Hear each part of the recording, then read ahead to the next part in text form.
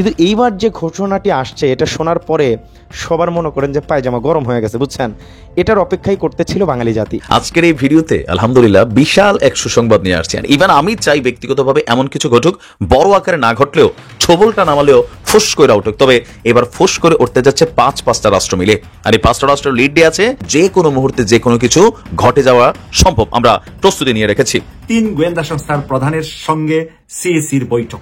বাংলাদেশের 3টি গোয়েন্দা সংস্থার প্রধানের সাথে 3টি বৈঠক হয়েছে আজকে নির্বাচন কমিশনে আলাদা আলাদাভাবে। আদতে পেছনে কি কাজ করছে, কি ঘটনা আদৌ রয়েছে, যেগুলো আলোচনা হচ্ছে সেগুলোর অস্তিত্ব আছে কিনা, সেই আলোচনা করবে এই ভিডিও। ওনার বক্তব্যের মাঝেও দুটা জিনিস আছে।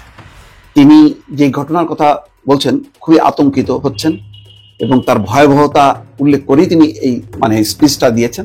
ওজনটা অনেক বেশি, এর গভীরতা অনেক বেশি। ভারতের গড়ে গড়ে কান্নার রুল কি করেছেন? ভারতের গড়ে গড়ে কান্নার রুল তারা মনে বুঝতে পারে না এই জন্য কোনো কিছু হতে পারে। এটা যে কতটা ভারতকে বিপর্যস্ত করেছে। প্রতিদিনই নতুন নতুন চমক আসতেছে। এই যে আজকে যে চমকটা আসলো, যে গুজবটা ছড়াইলো, এই গুজবের মধ্যে একটা সত্য আছে, কিন্তু সেটাও কিন্তু আলোচনায় আসতেছে। কিন্তু ওই গুজবের কাছে ওটা ধামাচাপা পড়ে যাইতেছে। ধামাচাপা করতে দেওয়া যাবে না। সেটা কি জানেন? ডক্টর ইউনূস সাহেব পয়জনে দেশের প্রেসিডেন্ট হবে, আমরা ডক্টর ইউনূস সাহেব রাষ্ট্রীয় সম্পদ, উনাকে দেশের কাছে লাগাবো। কিন্তু নির্বাচন দিলে আপনাদের মন খারাপ কেন? গরম বাতে বিলাই বাজার, উচিত কথায় বন্ধু বাজার, আপনারা হাসিনার চাইতে বড় ফ্যাসিস্ট। নির্বাচন প্রশ্নে বিএনপির যে অবস্থান, সে অবস্থান যে ভুল, এটা যে তাদের জন্য বুমেরাং হবে, এটা তাদের জন্য যে ব্যাকফায়ার করবে, বিএনপি কি সেটা বুঝতে শুরু করেছে? বিএনপিকে আওয়ামী লীগের শূন্য স্থানে দেখতে পাচ্ছেন আমার দেশ সম্পাদক মাহমুদুর রহমান। বিএনপি তার বিগত জনপ্রিয়তা কি হারাতে বসেছে? দর্শক, হঠাৎ করে একটি গুঞ্জন উঠল বঙ্গবন্ধু শেখ মুজিবুর রহমান সহ আরো 4 শতাধিক ব্যক্তিবর্গের মুক্তিযুদ্ধ স্বীকৃতি বাতিল হয়েছে। প্রিয় দর্শক, এরপরে শুরু হয় আলোচনা এবং সমালোচনার ঝড়। পরবর্তীতে সরকারের পক্ষ থেকে জানানো হয় আসলে তাদের মুক্তিযুদ্ধ স্বীকৃতি বাতিল হয়নি। এখন দর্শক, আপনাদের উদ্দেশ্যে প্রশ্ন থাকবে, যদি সরকার বঙ্গবন্ধু সহ আসলেই এই 4 শতাধিক ব্যক্তিবর্গের মুক্তিযুদ্ধ স্বীকৃতি বাতিল করত, তবে আসলে আপনারা কি মনে করতেন? আসলে সরকার যদি এটা করেই ফেলতো, তবে তারা ঠিক কাজটি করতো কিনা সেটি অবশ্যই জানাবেন। দর্শক, এটির সাথে সাথে আপনারা জানতে চলেছেন এই মুহূর্তে বিএনপিকে আসলে পেছন থেকে ধ্বংস করছে কারা। দর্শক, সেই নেতাকর্মীদের নাম সহ তারা ঠিক কিভাবে ধ্বংস করছে, তাদের সাথে কাদের যোগসাজশ রয়েছে, দর্শক সেই বিষয়গুলো কিন্তু আজকের ভিডিওটি দেখলেই বুঝতে পারবেন। তাই বলবো, যারা বিএনপির সমর্থকগণ ভিডিওটি অন করেছেন তারা অবশ্যই নিউজটি না টেনে মনোযোগ সহকারে দেখবেন, তাহলেই বুঝতে পারবেন আসলে আপনাদের মধ্যে আসলে কারা রয়ের এজেন্ট হিসাবে কাজ করছে এবং কারা ভিনদেশী কোনো দেশের স্বার্থ উদ্ধারের জন্য কাজ করছে। দর্শক, এরই সাথে সাথে আমি ভিডিও শুরুতে আপনাদের আরো যে ভিডিওগুলোর অংশ বিশেষ দেখিয়ে শুরু করেছিলাম, সেই ভিডিওগুলোর বিস্তারিত আলোচনা দেখাবো। তবে তার আগে বলি, যারা এখনো চ্যানেলটি সাবস্ক্রাইব করেননি সকলে চ্যানেলটি সাবস্ক্রাইব করে পাশে থাকা বেল আইকনটি বাজিয়ে দিবেন। আর যারা ইতিমধ্যে সাবস্ক্রাইব করে গেছেন তাদের সকলকে অসংখ্য ধন্যবাদ। তো চলুন একটি লাইক দিয়ে আমরা ধারাবাহিকভাবে সবগুলো ভিডিওর বিস্তারিত আলোচনা দেখে আসি।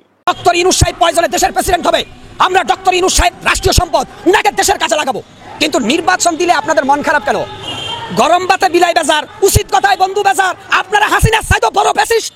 নির্বাচন দিলে বিএনপি ক্ষমতা আসবে, তো বিএনপিকে যদি জনগণ ভোট দেয় আপনাদের সমস্যা কোথায়? রাষ্ট্রের মালিকানা জনগণ, জনগণ যদি সিদ্ধান্ত নেয় তারেক রহমান প্রধানমন্ত্রী হবে, আপনারা এত সুলকানি কেন? মিয়া, সাদাবাজ যারা করতেছে, দেশের মধ্যে যারা অন্যায় করতেছে, তারেক রহমান যদি প্রধানমন্ত্রী হয়, তারপরে যদি বিএনপি দুর্নীতি করে, বিএনপি দেশের মধ্যে বিশৃঙ্খলা করে, আমরা জনগণ বিএনপির বিরুদ্ধে রাস্তায় নামবো। কিন্তু সেই সুযোগটা তো দিবেন। কিন্তু আজকে সত্য কথা বললেই আপনারা যাকে তাকে দালাল ফতুয়া দিচ্ছেন। আপনারা কি মসজিদে নববীর খাদেম নাকি? মিয়া, অতএব আমি বলবো বাংলাদেশের প্রত্যেকটা সচেতন নাগরিককে, ফেসবুকে কিছু তেলবাজ ভাড়া করে নিছে, এখন এই যে একটা অযৌক্তিক কথাকে সবাই সমর্থন দিচ্ছেন, এর মানে ফেসবুকের ভাড়া দিয়া গুন্ডা ওরা। মিয়া, আমরা ফেসবুকে ভিডিও ছাড়তেছি মাটি মেহনতি মানুষের পক্ষে, আর আপনারা কমেন্টের মাধ্যমে প্রমাণ করতেছেন যে এই বক্তব্য সঠিক না। তাহলে কোন বক্তব্য সঠিক? নির্বাচন অনেকে বলতেছেন 10 বছর পরে হওয়া লাগবে, অনেকে বলতেছে নির্বাচন 5 বছর পরে হওয়া লাগবে। আরে ভাই, একটা মনে হচ্ছে বাংলাদেশের সব আইন প্রণেতা হয়ে গেছে। একটা স্বাধীন সার্বভৌমত্ব বাংলাদেশে যে বিশৃঙ্খলা তৈরি হয়েছে, এর কারণ হচ্ছে স্বরাষ্ট্র মন্ত্রণালয়, পররাষ্ট্র মন্ত্রণালয়, যে কয়টা মন্ত্রণালয় আছে উনারা কন্ট্রোল করতে পারতেছেন না। কারণ পুলিশ কোন দলের হয়ে কাজ করবে, পুলিশ দ্বিধাদ্বন্দ্বে আছে, যার কারণে মাঠ পর্যায়ে আইন শৃঙ্খলার অবনতি হচ্ছে। এজন্য আমি বলছি নির্বাচন হচ্ছে চূড়ান্ত সমাধান। ডক্টর ইউনূস সাহেব পয়জনে দেশের প্রেসিডেন্ট হবে, আমরা ডক্টর ইউনূস সাহেব রাষ্ট্রীয় সম্পদ, উনাকে দেশের কাছে লাগাবো। কিন্তু নির্বাচন দিলে আপনাদের মন খারাপ কেন? গরম বাতে বিলাই বাজার, উচিত কথায় বন্ধু বাজার, আপনারা হাসিনার চাইতে বড় ফ্যাসিস্ট। আরে ভাই, আপনি দেখতেছেন আওয়ামী লীগের কোনো বিচার কি এখন হয়েছে? প্রত্যেকটা পুলিশের ভিতরে বা বিভিন্ন গোয়েন্দা সংস্থার ভিতরে আওয়ামী লীগের লোকেরাই তো বেশিরভাগ বলবৎ আছে। এর কারণ অন্তর্বর্তীকালীন সরকার রাষ্ট্রপতির সিগনেচার ছাড়া ওদেরকে বদলি করতে পারবেন না বা ওদেরকে আপনি শাস্তিমূলক ব্যবস্থা নিতে পারবেন না। তো এই যে রাষ্ট্রপতি আওয়ামী লীগের, রাষ্ট্রপতি সুপ্পু, উনি আওয়ামী লীগ সরকারের একদম কাছের লোক। তাহলে আমি চাচ্ছি যে যদি নির্বাচন হয় তাহলে রাষ্ট্রপতি চেঞ্জ হবে, নির্বাচন হওয়ার পরে সবকিছু চেঞ্জ হবে, নতুনভাবে নতুন আঙ্গিনায় নতুন বাংলাদেশ আমরা সাজাতে পারবো। নির্বাচনের পরে সংসদ হবে, স্পিকার হবে, রাষ্ট্রপতি চেঞ্জ হবে। তাহলেই দেশের মধ্যে যারা ডেভিল আছে, দুষ্কৃতকারী আছে, এদেরকে চিহ্নিত করে আইনের আওতায় নিয়ে আসবো। এই বাংলাদেশকে আমরা আস্তে আস্তে মেরামতের কাজে হাত দিব। তারেক রহমান যে বক্তব্যগুলো ইদানিং দিচ্ছেন, তারেক জিয়া একটা বক্তব্য কি তিনি মানুষের বিপক্ষে দিয়েছেন? তারেক রহমান যে বার্তাগুলো দিচ্ছেন এগুলো কি উনি খারাপ কোনো বক্তব্য দিয়েছেন? আরে শুনেন, তারেক রহমানের শরীরে শহীদ জিয়ার রক্ত প্রবাহিত হয়েছে। তারেক রহমানকে নিয়ে আপনারা আলোচনা সমালোচনা করতে পারেন, কিন্তু তারেক রহমান বর্তমান বাংলাদেশের নির্ভরযোগ্য স্ট্রাইকার। তারেক রহমান বর্তমান বাংলাদেশের ভবিষ্যৎ নেতা। আপনারা যত বেশি তারেক রহমানকে নিয়ে সমালোচনা করবেন, তারেক রহমানের জনপ্রিয়তা আগামী দিনে আরো ত্বরান্বিত হবে। আজকে প্রধান উপদেষ্টা একটা কথা বলেছেন যে কি ভয়াবহ এক একটি ঘটনা আমাদের সমাজের ভদ্রলোকেরা এই ঘটনাগুলো ঘটিয়েছে। দেখেন, ওনার বক্তব্যের মাঝেও দুটা জিনিস আছে। তিনি যে ঘটনার কথা বলছেন খুবই আতঙ্কিত হচ্ছেন এবং তার ভয়াবহতা উল্লেখ করেই তিনি এই স্পিচটা দিয়েছেন। আবার একই সঙ্গে খেয়াল করেন তার রাজনৈতিক সাংস্কৃতিক মানটা কোন পর্যায়ে, যে তিনি কিন্তু কারণ নাম বলছেন না। এরকম অবস্থায় আমাদের যদি হাসিনা বেগম থাকতেন, একেবারে নাম ধরে যাচ্ছে তার মুখের যেই ভঙ্গিগুলো থাকতো এবং শব্দগুলো হতো, এটা ভয়ঙ্কর ভাবে। কিন্তু তিনি ভদ্রভাবে কিন্তু যা বলার বলছেন এবং এটার ওজনটা অনেক বেশি, এর গভীরতা অনেক বেশি।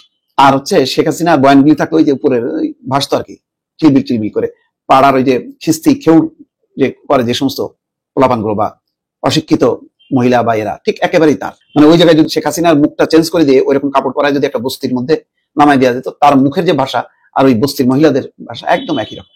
একটু বেশি বলে ফেললাম দর্শক, কিন্তু বাস্তবে তাই। আমি বললাম এই কারণ যে তার বিপরীতে যখন দেখি প্রধান উপদেষ্টা এইভাবে কথাগুলি বলেন এবং দেখেন তাও কি গুম সংক্রান্ত তদন্ত কমিশন, এইরকম যদি একটা কমিশনের রিপোর্ট পাইতো শেখ হাসিনা ফাটায় ফেলতো একেবারে। তিনি দ্বিতীয় দফায়, প্রথম দফায় দিয়েছে, এটা দ্বিতীয় দফার প্রতিবেদন পাওয়ার পর তিনি বলছেন কি ভয়াবহ এক একটা ঘটনা আমাদের সমাজের ভদ্রলোকেরা, আমাদেরই আত্মীয় পরিজনেরা এই ঘটনাগুলো ঘটিয়েছে। চিন্তা করেন, যারা ঘটিয়েছে তারা কিন্তু দূরের কেউ না, আমাদের কাছের লোক। সেই জন্য তিনি এই কথা বলছেন। বুধবার বেলা 11টায় রাষ্ট্রীয় অতিথি ভবন যমুনায় তার কাছে রিপোর্ট দেন কমিশন প্রধান বিচারপতি মঈনুল ইসলাম চৌধুরী। এই সময় কমিশনের সদস্য নূর খান, সাজ্জাদ হোসেন, নাবিলা ইদ্রিস উপস্থিত ছিলেন। এছাড়া অন্যদের মধ্যে ছিলেন আদিলুর রহমান খান, জাতীয় নিরাপত্তা উপদেষ্টা খলিলুর রহমান এবং প্রধান উপদেষ্টার মুখ্য সচিব সিরাজ উদ্দিন মিয়া। প্রধান উপদেষ্টার ভেরিফাইড ফেসবুক পেজে এসব তথ্য জানানো হয়। প্রতিবেদন পাওয়ার পর প্রধান উপদেষ্টা বলেন প্রতিবেদনটি ওয়েবসাইট ও বই আকারে প্রকাশের ব্যবস্থা করতে হবে। এটি শুধু বাংলাদেশ নয়, বৈশ্বিকভাবেও আগ্রহ আছে বাংলাদেশে কি ঘটনাগুলো ঘটেছে। প্রধান উপদেষ্টা বলছেন কি ভয়াবহ এক একটি ঘটনা আমাদের সমাজের ভদ্রলোকেরা, আমাদেরই আত্মীয় পরিজনেরা এই ঘটনাগুলো ঘটিয়েছে। আপনারা যা যা কিছু পেয়েছেন তার ভিত্তিতে একটি হরর মিউজিয়াম হওয়া উচিত। গা শিউরে ওঠার মতো ঘটনা। এই ধরনের বন্দিশালা কেমন হয়? 3 ফিট বাই 3 ফিট খুপড়ির মধ্যে দিনের পর দিন, মাসের পর মাস আটকে থাকার যে নির্মমতা, নিষ্ঠুরতার চিত্র মানুষের কাছে তুলে ধরা উচিত। প্রধান উপদেষ্টা কমিশনের সদস্যদের কাছে প্রতিবেদনের আশু করণীয়গুলো চিহ্নিত করে কোনটি কোন মন্ত্রণালয়ের আওতায় পড়েছে তার সুনির্দিষ্ট করে দেওয়ার নির্দেশনা দেন, যাতে সরকার স্বল্প সময়ের মধ্যে কাজটা শুরু করতে পারে। দেখেন, এই গুম খুন বিচার বহির্ভূত হত্যাকাণ্ড ছিল শেখ হাসিনার শাসনের অপরিহার্য অংশ। এটা করে চালাই গেছেন অন্তত 2021 সাল পর্যন্ত। 21 সাল পর্যন্ত, যতক্ষণ না পর্যন্ত মার্কিন নিষেধাজ্ঞা না আসছে। তো মার্কিন নিষেধাজ্ঞা এই ক্ষেত্রে একেবারে ওহী নাজিল হওয়ার মতন আর কি হয়েছে। আমরা যতই মার্কিনকে গালাগালি করি না কেন, ঘটনা তারাই ঘটাইছে এবং আমাদের বহু মানুষের জীবন রক্ষা পাইছে। দর্শক, বিএনপিকে আওয়ামী লীগের শূন্য স্থানে দেখতে পাচ্ছেন আমার দেশ সম্পাদক মাহমুদুর রহমান। বিএনপি তার বিগত জনপ্রিয়তা কি হারাতে বসেছে? দেশের মানুষের পারসেপশন কি? আগামীতে ক্ষমতায় বসতে পারবে? বিএনপির আসলে উল্লেখযোগ্য ভুলগুলো কি? অথবা বিএনপি নেতারা ক্ষমতার জন্য কিংবা নির্বাচনের জন্য এতটা বেসামাল কেন? চলুন এই বিষয়গুলো নিয়ে আলোচনা করতে চাই। প্রিয় দর্শক, এই মুহূর্তে বাংলাদেশে নির্বাচন হলে যে দলটি ক্ষমতায় আসবে তার নাম বাংলাদেশ জাতীয়তাবাদী দল, বিএনপি। নির্দ্বিধায় প্রশ্ন হলো, বিএনপি ক্ষমতার রাজনীতি করলে এটা বিএনপির জন্য সবচেয়ে টার্নিং পয়েন্ট। আর তারা যদি মনে করে যে বিএনপি আওয়ামী লীগের মতো ফ্যাসিস্ট না হয়ে তারা বাংলাদেশের মানুষের হৃদয় জয় করবে, যেটা বেগম খালেদা জিয়ার শাসন আমলে বিএনপি বাংলাদেশের মানুষের হৃদয়ের আসনে ছিল। জনাব তারেক রহমান কি পারবেন তার বাবা এবং মায়ের জনপ্রিয়তা ধরে রেখে বিএনপিকে পরিচালনা করতে? প্রশ্নগুলো কিন্তু এখন উঠে আসছে। আমার দেশ পত্রিকার সম্পাদক মাহমুদুর রহমান খালেদা জিয়ার অত্যন্ত আস্থাভাজন এবং বিশ্বাসী একজন মানুষ, পুরোপুরি দেশপ্রেমিক এবং জাতীয়তাবাদী বিশ্বাসী একজন মানুষ। কিন্তু এই ব্যক্তির সাম্প্রতিক যে বক্তব্যগুলো আমরা দেখছি অনেকটা বিএনপির বিরুদ্ধে যায়, এবং আজকে তিনি যে সম্পাদকীয়টি লিখেছেন আমি পুরোটা পড়লাম। এতে করে আমি আতঙ্কে আছি যে বিএনপির বিশ্বস্ত দেশপ্রেমিক ব্যক্তিরা বিএনপির সমালোচনা করছে কেন। প্রথমে আমি আমার নিজেকে দিয়ে বলি, আমি ধরেন বিএনপির একজন অনুরাগী বা বিএনপিকে ভালোবাসি, জীবনে যতবার ভোট দেওয়ার সুযোগ পেয়েছি বিএনপিকে দিয়েছি, এবং ফ্যাসিস্ট যুগে পুরো সময়টা আমরা লড়াই করেছি নেপথ্যে হোক আর প্রকাশ্যে হোক বিএনপির জন্য। কিন্তু সাম্প্রতিক সময় অনেকে আমাদেরকে বিএনপি ভাবতে পারছেন না, তার কারণ আমরা বিএনপির সমালোচনা করছি, যেমনটা মাহমুদুর রহমান করছেন। আমরা কারা, আর এই মুহূর্তে বিএনপির সমালোচনা করছেন কারা? যেমন ধরেন শিল্পী আসিফ আকবরের কথা বলি, আমার খুব পছন্দের একজন মানুষ, আমার সাথে খুব ভালো সখ্যতাও রয়েছে শিল্পী আসিফের। তিনি গত 15 বছর নির্যাতিত হয়েছেন, সকল জায়গা থেকে তাকে বঞ্চিত করা হয়েছে, ইভেন তিনি গানও ছেড়ে দিয়েছেন এই ফ্যাসিস্ট রেজিমের জন্য। আজকে তিনি বলছেন এই বিএনপিকে তো আমরা চিনি না বা এই বিএনপিকে তো ভালোবাসিনি। বিএনপির মধ্যে দুটো ভাগ হয়ে গেছে, একটি হলো লাড়েলাপ্পা গ্রুপ, অর্থাৎ যারা বিএনপি করেনি বা করেছে, বা যারা আওয়ামী লীগও করেছে বিএনপিও করেছে, এক পরিবারে কেউ আওয়ামী লীগ কেউ বিএনপি, অর্থাৎ যারা রাজনৈতিক দলের উপর নির্ভর করে অর্থ লোপাট করে, চাঁদাবাজি করে, টেন্ডারবাজি করে, দখলদারিত্ব করে, অর্থাৎ মাল কামাই করে বাংলা কথায়, তাদের কাছে কোনো রাজনৈতিক দল প্রাধান্য পায় না। শুধু যে ক্ষমতায় আসে তাদেরকে ম্যানেজ করে তারা তাদের আর্থিক অবস্থাটাকে উন্নত করে। এদের রাজনৈতিক কোনো আদর্শ বা চরিত্র নেই। কিন্তু বিএনপি বা জামায়াত বা আওয়ামী লীগে এমন কিছু ব্যক্তি আছেন যারা শেখ মুজিবের আদর্শ, জিয়াউর রহমানের আদর্শ, কিংবা জামায়াত তারা যেটা বলে যে কোরআন এবং হাদিসের আদর্শ, এই আদর্শ লালন করে। তো বিএনপি জিয়াউর রহমানের অবস্থানটা কেন, বা কেন জিয়াউর রহমান এত জনপ্রিয় হয়েছে? আওয়ামী লীগের বিপরীতে জিয়াউর রহমান যে আদর্শিক জায়গাটা তৈরি করেছেন, সংবিধানে বিসমিল্লাহির রহমান রহিম, আল্লাহর উপর পূর্ণ আস্থা, এই জিনিসগুলো জিয়াউর রহমান এনেছেন। অর্থাৎ সেকুলার আওয়ামী লীগের বিপরীতে ইসলামী শক্তিকে এক করে জাতীয়তাবাদ এবং ইসলামের মিশ্রণে জিয়াউর রহমান বিএনপি তৈরি করেছে। আজকের যারা লিস্টেড বিএনপি নেতা বা যারা এখন কথা বলছেন গণমাধ্যমে, টকশোতে, এরা অধিকাংশ আওয়ামী লীগ থেকে উঠে এসছে বা বাম রাজনীতি থেকে উঠে এসছে।